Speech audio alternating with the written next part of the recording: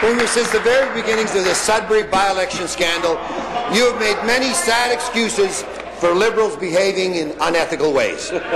From the response in my riding, and in fact from all across this great province, I can tell you that Ontarians are saying that by your unwillingness to admit wrongdoing and dismiss those who are accused of criminal offences, you are diminishing the high office you hold.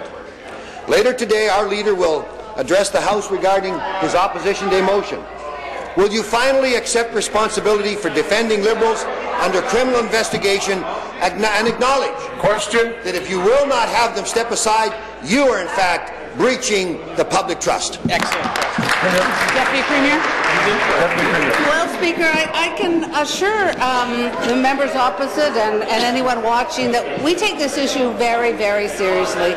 We've heard the Premier time and time again talk about how any investigation should be conducted by qualified people outside of this legislature.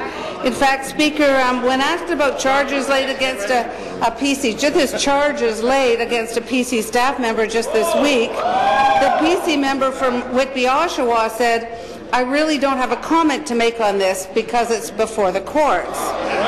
Speaker, the PC House leader agrees with the member from Whitby, Oshawa.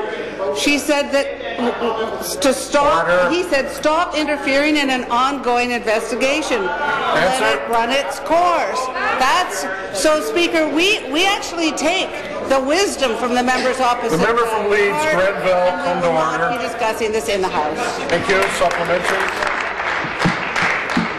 Speaker, that was a sad and disappointing response from the Deputy Premier. Premier, back to you. During your leadership speech, you said, and I quote, "This is the time, right now, to show that we've learned from our mistakes, that they will not happen again," end quote. By standing in the way of our opposition motion, you will show that this is the same tired, arrogant, unethical Liberal government that you inherited from Dalton McGuinty. Yep. You have put your own ego and the needs of your party before the needs of the people of Ontario. Premier, I ask you again, will you acknowledge the breach of ethics and stop stonewalling our efforts to get to the bottom of this scandal and put Pat Sabera and Jerry Lougheed in the penalty box at least until this investigation is complete? Excellent. Deputy Premier. Well, Speaker, I have to say that what I find to be very disappointing is that both opposition parties have, for the last number of weeks, asked the same question over and over and over again.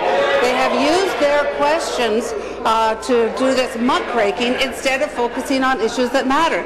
Now, we have people from the credit unions here today, Speaker. They've got important questions. I think they'd like you to be asking us about questions that they're here to discuss, Speaker. We've had various people here, the Children's Treatment Centres. I bet they have questions that they'd like you to be asking us. You've asked the questions over and over again. You have the same answer over and over again. I think you're letting your constituents down by not asking the questions they want to hear answers. Thank you. Your question, the member from Windsor.